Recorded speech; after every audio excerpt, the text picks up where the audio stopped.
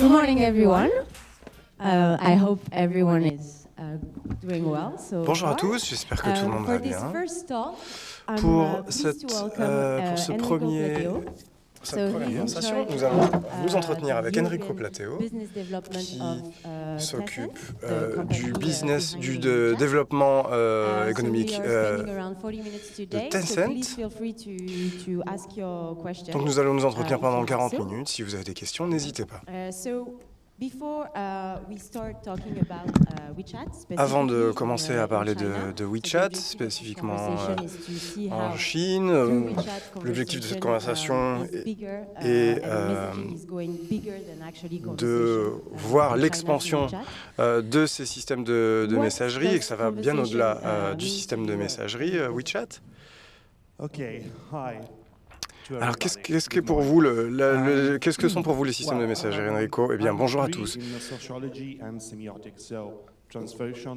Moi, j'ai un diplôme de sémiotique et de sociologie. Donc, la conversation, pour moi, ça a un rôle très important. Donc, ce changement de contenu entre deux sujets, pour moi, est très important. Donc, à travers les réseaux sociaux, qui sont notre quotidien, c'est évidemment un moyen de s'entretenir, puisqu'on échange du contenu avec les utilisateurs. On essaie de faire le nécessaire pour pouvoir découvrir le contenu. Je ne suis pas sûr que vous connaissiez tous WeChat, mais je pense que vous ne connaissez peut-être pas la portée de cet outil. Pour vous donner une idée, j'aimerais que vous nous parliez un petit peu des chiffres pour comprendre l'impact de WeChat en Chine. Eh bien, WeChat, c'est le système le plus important en Chine qui est utilisé par plus d'1 milliard de personnes chaque mois de façon active. Donc, en général, c'est utilisé tous les jours pendant plus de 3 heures. WeChat, c'est aussi une manière, ce n'est pas seulement une manière de communiquer entre utilisateurs, mais aussi de parler de contenu avec les entreprises, de parler de services, etc. C'est aussi un outil de paiement. En tout cas, il y a un outil de paiement intégré dans l'application. Il y a environ 1 million de transactions financières qui s'opèrent par minute. Donc c'est vraiment un outil très commun, un outil du quotidien en Chine. Donc on ne parle pas seulement ici de transactions et d'outils de messagerie, parce que tu me disais que la vie des Chinois se trouve sur cette application. Eh bien, oui, le digital, le numérique est très différent en Chine ou en tout cas en Asie par rapport à l'Europe. Nous avons grandi progressivement avec cette transition numérique, alors que c'est arrivé d'un coup en Chine. Et on n'est jamais allé aussi loin dans le développement de ces outils numériques. Et donc, on peut toucher vraiment presque physiquement. Et on peut aussi les toucher numériquement, ces choses-là. Donc, cela change énormément de choses, ça ouvre les perspectives. Donc l'expérience consommateur est très différente, donc on a vraiment une autre approche. J'imagine qu'il y a plusieurs marques et entreprises qui sont intéressées par le marché chinois. Quelle est la différence entre le marché chinois et le marché européen ?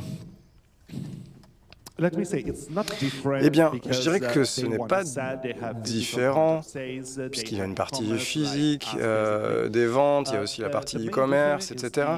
La différence principale, je dirais que c'est plutôt la façon d'utiliser la carte de crédit et de payer numériquement. C'est vraiment quelque chose de très différent par rapport à l'Europe. Par exemple, en Italie ou en Angleterre, c'est assez différent, mais en Europe continentale, ce n'est pas très très commun d'utiliser une carte de crédit pour payer de partout.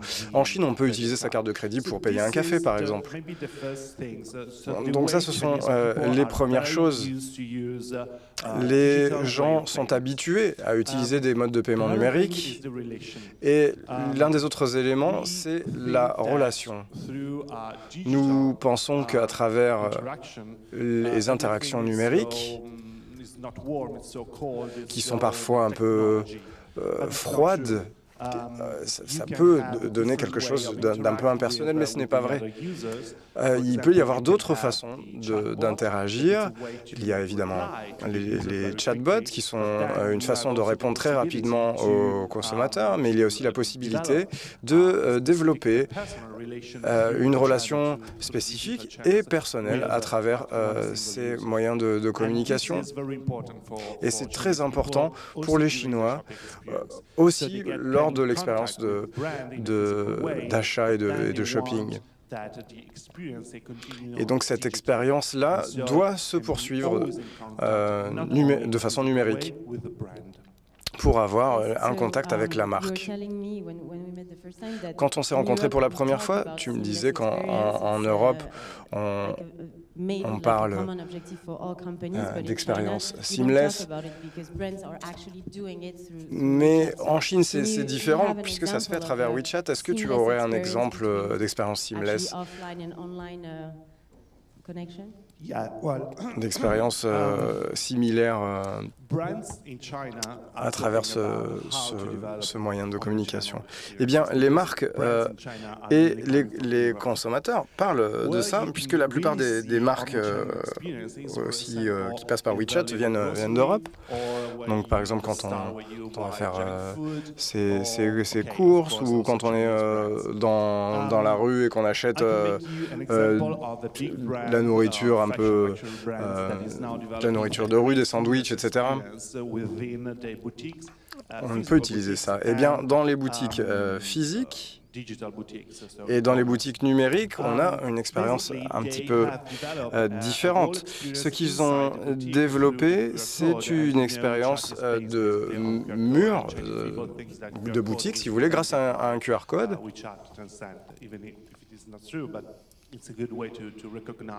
Et c'est une bonne façon de reconnaître un contenu qui est relié à WeChat.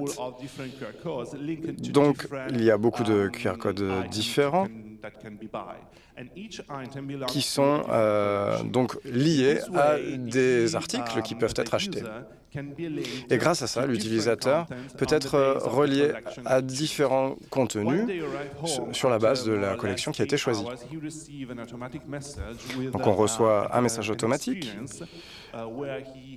où on parle d'expérience d'interaction pour parler du contenu relié à la collection qui a été choisie. Et à la fin, il est possible pour les consommateurs d'acheter le produit sélectionné. Donc, après cette ludification, on peut utiliser et on peut choisir ces éléments de la collection, on peut les acheter en ligne, et on a aussi la possibilité de choisir chaque produit directement dans la boutique. Donc on nous encourage aussi à retourner à la boutique, et donc il y a une petite cérémonie, autour du thé, quand on vient récupérer ce prix pour récompenser les vendeurs de ce magasin. Donc ça commence de façon physique, ça continue de façon numérique, là où réellement les utilisateurs sont engagés et sont impliqués, et ensuite cela se termine où ça continue, ça revient du côté physique, où là on peut établir une vraie relation, une relation physique à l'intérieur du magasin. Et justement, pour parler de ça plus spécifiquement, en termes d'interaction humaine, est-ce que tu penses que c'est très important pour les Chinois? Comment ça fonctionne? Eh bien, comme je le disais, pas uniquement quand on rencontre les gens, mais quand on utilise aussi Gratitude, qui est un peu comme une page Facebook avec un compte officiel, si vous voulez. Eh bien, on peut avoir une conversation one-to-one, si vous voulez. Et en tout cas, c'est très important de faire sentir qu'on a une relation privilégiée avec les consommateurs. D'un côté, ça se passe de cette façon-là, et d'un autre côté, c'est vrai que lorsqu'un utilisateur se rend dans une boutique, il interagit directement avec les vendeurs. Et ensuite, il a la possibilité de rester en contact avec ces personnes. Et c'est une façon d'être en contact avec les vendeurs, mais aussi avec la marque représentée par le vendeur. Et c'est aussi un gros problème, puisque les vendeurs, parfois, changent de marque, et ils amènent avec eux leur banque de consommateurs, si vous voulez, leur réseau. Et cela montre bien l'importance de la relation dans le succès d'une marque et dans l'achat d'un produit, etc. Et tout est basé là-dessus, même si ça se passe de façon numérique à travers WeChat. Très bien, c'est intéressant. Je ne suis pas sûr que ce soit le bon jour pour parler de foot aujourd'hui. Bon, moi, de toute façon, j'y connais rien en foot, donc c'est pas grave. Si on devait définir de la meilleure expérience de conversation à propos d'une équipe en Italie, selon toi, quelle est la meilleure utilisation de WeChat pour le marketing conversationnel à travers WeChat? Eh bien, en utilisant cet exemple, brièvement, il y a une équipe italienne qui a développé un compte WeChat pour atteindre les fans. Et les fans ont la possibilité de prendre une photo, partager leur expérience, ensuite les diffuser sur les écrans géants du stade. Et donc c'est très interactif et on se retrouve au centre de l'expérience. On n'est pas uniquement l'utilisateur qui reçoit du contenu, mais on fournit aussi du contenu, on crée du contenu. Et ça, c'est très important de mettre l'utilisateur au centre des échanges et de collaborer avec les utilisateurs. Et en ce qui concerne la créativité des marques, etc., c'est très intéressant parce que parfois, ça peut être un peu répétitif. Donc, c'est très important d'avoir recours aux utilisateurs pour la création de contenu. Comme je vous disais, la chose la plus importante, c'est de placer les utilisateurs au centre de leur expérience et des expériences en général, afin de proposer des produits et des services aux utilisateurs, des comptes officiels sur WeChat. Eh bien, on essaye de placer les utilisateurs au centre et qu'ils deviennent actifs et acteurs de ce qui se passe. Par exemple, en termes de ludification, il y a une marque française très célèbre qui vend de la joaillerie. Je ne connais pas le terme en anglais, mais quand on vous recommande d'aller, de passer à un autre endroit, etc. Et en plusieurs semaines, grâce au compte officiel sur WeChat, l'utilisateur gagnant a la possibilité de voir une présentation officielle des bijoux à Paris, et tout ça est financé par la marque. Et évidemment, ça place l'utilisateur au centre des événements, ça les rend importants, ils se sentent importants, on se retrouve au centre d'un jeu, et ils deviennent les premiers acteurs de cette interaction et de cette expérience, et à la fin, ils gagnent ce qu'ils voulaient au départ.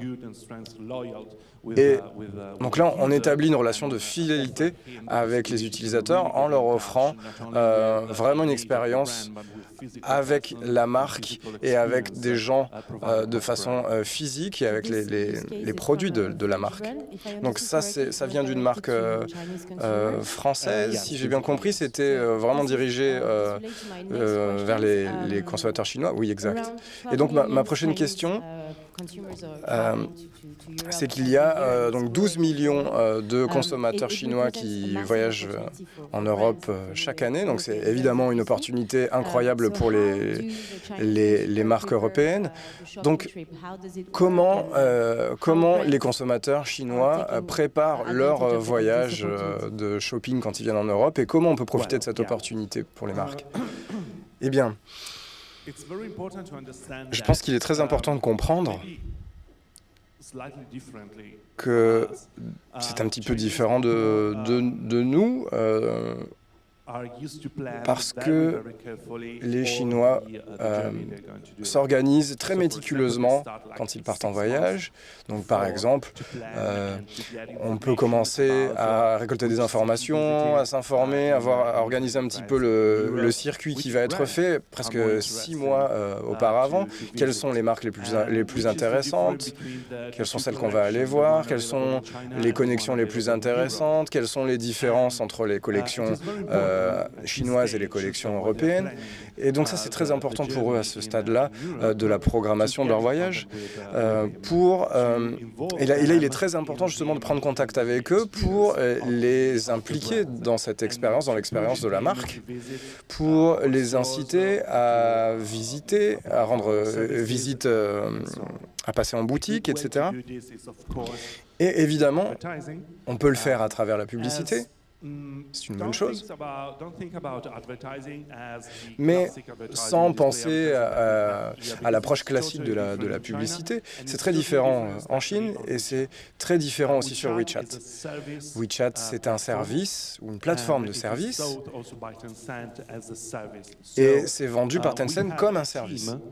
Donc nous avons une équipe qui vérifie tous les contenus de toutes les expériences publicitaires qui sont fournies par la marque, parce que ça ne doit pas seulement être agréable à regarder, mais ça doit être aussi informatif. Il faut qu'il y ait une utilité pour l'utilisateur. Il y a une campagne très célèbre qui a été faite par un fabricant de montres très célèbre, un horloger très célèbre.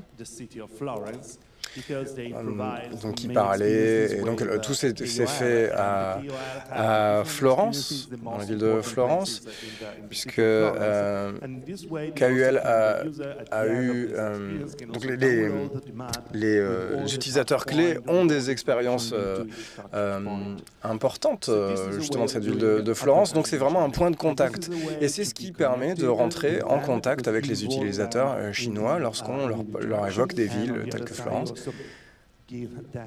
Et ça leur donne aussi quelque chose de précieux à regarder et à imaginer. Et donc lorsqu'ils voyagent et lorsqu'ils programment leur voyage en Europe, c'est important de rentrer en contact avec eux avant leur arrivée. Et c'est aussi important de prendre contact avec eux lorsqu'ils sont en Europe.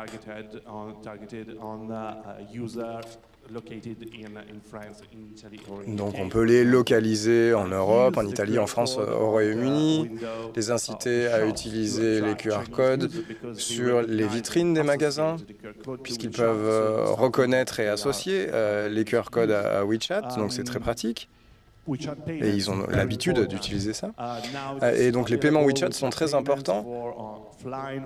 C'est maintenant disponible pour tous les magasins en Europe et c'est très pratique pour les Chinois de payer grâce à WeChat puisque c'est une transaction qui se fait dans la devise chinoise et donc évidemment c'est très avantageux pour eux et ils sont très contents de pouvoir utiliser ce moyen de paiement et donc on se rapproche d'eux en utilisant ces moyens-là et en leur offrant cette possibilité-là.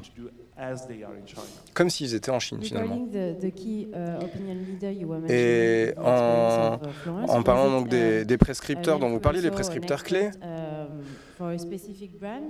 Est-ce que tu es expert pour une marque spécifique? Comment tu arrives à inclure les gens ou à les impliquer? Eh bien, il y a un acteur très célèbre qui a été engagé par la marque pour développer cette expérience, pour filmer tout cela. Mais ça dépend aussi des objectifs que l'on peut avoir. Par exemple, dans ce cas-là, et c'était vraiment une campagne énorme qui est restée en ligne pendant 6 mois. Donc c'était différent. Donc bien sûr, si tu veux programmer une campagne avec des objectifs plus immédiats, on peut impliquer d'autres figures finalement, comme des prescripteurs qui sont en lien avec un marché spécifique, une marque spécifique. Par exemple, Mr. Bag, c'est quelqu'un qu'on essaie d'impliquer pour la vente de ses produits. Donc il y a aussi des ambassadeurs, il peut y avoir des célébrités, des acteurs, des gens qui sont liés au monde de la culture, au monde du numérique, de la littérature, etc., qui représentent la marque, qui sont engagés par la marque et qui sont invités à des événements et donc qui présentent les chiffres clés de la marque. Ça dépend des objectifs en fait. Les utilisations sont différentes et l'utilisation de célébrités sont un moyen de communiquer qui est efficace. Mais ça dépend en fait des capacités de la marque. Très bien, on va regarder maintenant un peu les questions. Il y a quelques questions concernant les défis et le business plan en France ou en Europe. Est-ce que tu pourrais nous en dire un petit peu plus?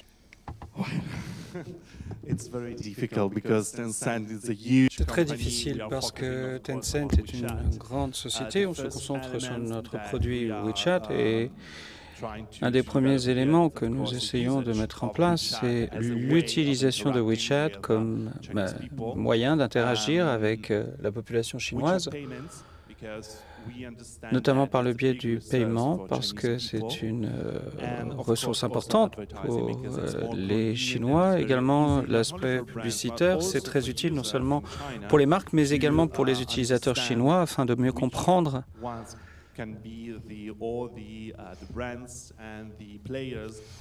les marques et les différents acteurs de la planète qui peuvent les aider et qui peuvent répondre à la sensibilité chinoise. Donc, penser les consommateurs chinois comme des personnes centrales et importantes. Il est difficile pour moi de dire ce que va devenir WeChat, notamment en Europe, comment WeChat va évoluer en Europe, mais je pense que cela est étroitement lié à la qualité de la compréhension de ce que peut représenter l'Europe pour les consommateurs chinois et également l'importance de comprendre l'importance de la Chine, du marché chinois et de l'utilisation de WeChat sur ce marché. Que ce soit spécifique à l'Europe ou à la Chine, du point de vue du service consommateur, comment promouvoir WeChat? Donc, nous avons donné quelques éléments au cours d'interviews. Alors, le compte officiel dont j'ai parlé, c'est bien plus qu'un simple chat. C'est un chat, mais c'est un chat très développé. Et on peut toujours s'écrire de manière privée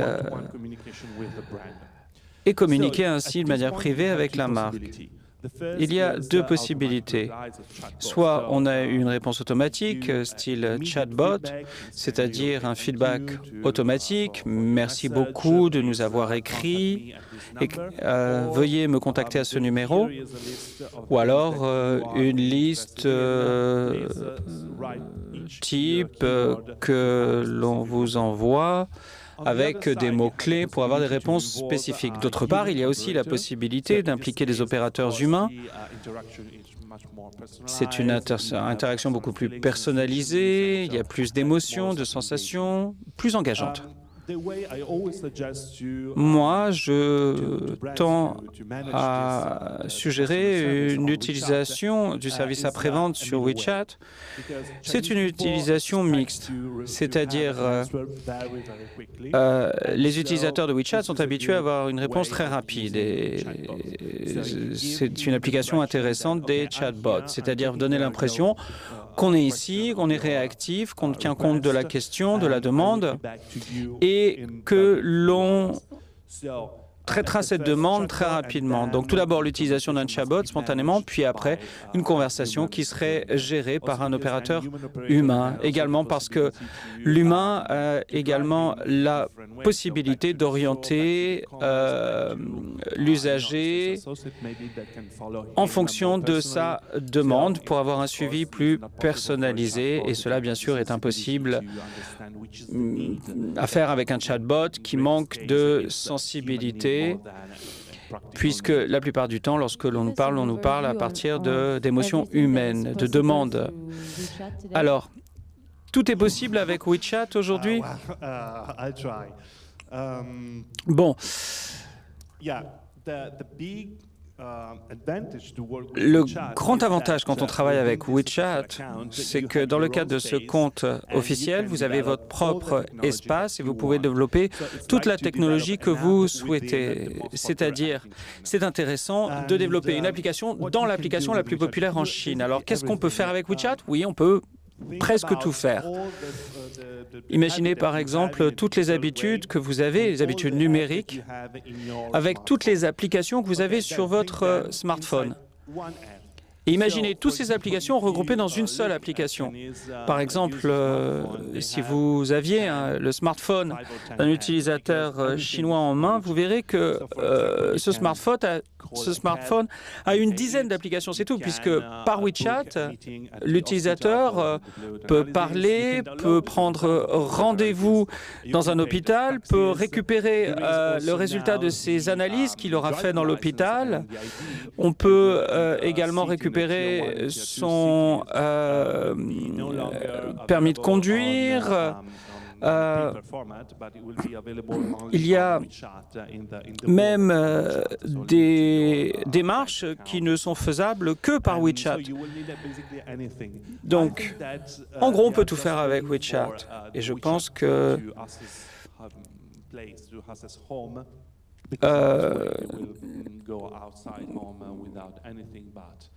WeChat pourra même un jour peut-être s'occuper de la maison. Donc, pour les marques qui souhaitent améliorer ou développer le paiement dématérialisé, comment faire? WeChat, c'est une compagnie, c'est une société B2C. Donc, la structure sert à servir directement les sociétés, les institutions. Ce sont des partenaires qui ont investi dans WeChat. Nous avons des accords, non seulement au niveau marketing, mais également en matière de développement de stratégie pour WeChat et également pour les paiements. Vous avez une page officielle vous pouvez la trouver sur Google avec tous les partenaires impliqués dans les techniques de paiement, pays par pays. Donc, je pense qu'il faut réagir très rapidement parce que c'est encore un moyen de se différencier des autres marques. Donc, dans 2-3 ans, pour les 2-3 ans à venir, je pense que c'est encore la manière de marquer sa différence par rapport à un client chinois, par rapport à d'autres institutions, d'autres marques. Donc, il faut le faire, mais il faut le faire tout de suite. Nous avons beaucoup de questions sur GDPR et la protection des données. Alors, sans trop en dévoiler, quel est votre point de vue d'un point de vue entrepreneurial? La Chine a accordé une grande attention à la protection des contenus, protection des informations, des données, mais l'Europe le fait aussi. Donc je pense que c'est quelque chose qui devrait être géré pas seulement au niveau marketing ou stratégique, c'est quelque chose qui devrait être géré à un niveau supérieur. Et lorsque les conclusions seront là, on pourra bien comprendre comment l'utiliser et comment se servir des espaces possibles pour pouvoir continuer à se rapprocher de l'utilisateur chinois. Donc si je comprends bien, la stratégie en Europe se concentre toujours sur les clients chinois. Et est-ce que vous avez encore des projets pour développer cela avec des pays européens? Et si c'est le cas, quelles sont les priorités? Oui, nous nous concentrons toujours sur les utilisateurs chinois. Au début, nous nous étions également intéressés au développement de WeChat comme solution pour les consommateurs européens. Mais nous avons bien compris qu'il était très compliqué de lutter contre les réseaux sociaux qui se sont profondément enracinés dans la vie quotidienne des utilisateurs. Donc nous nous concentrons non seulement sur WeChat, mais également sur d'autres services Tencent, comme le cloud, par exemple, qui est très intéressant, non seulement pour la Chine, mais également pour l'Europe. Également, un des grands avantages, si vous avez un compte officiel sur WeChat, vous pouvez héberger tout le contenu de votre compte sur les serveurs Tencent. Donc l'expérience du point de vue de l'utilisateur est beaucoup plus intéressante. En fin de compte, je pense que pour l'instant, l'utilisateur chinois est notre cible première.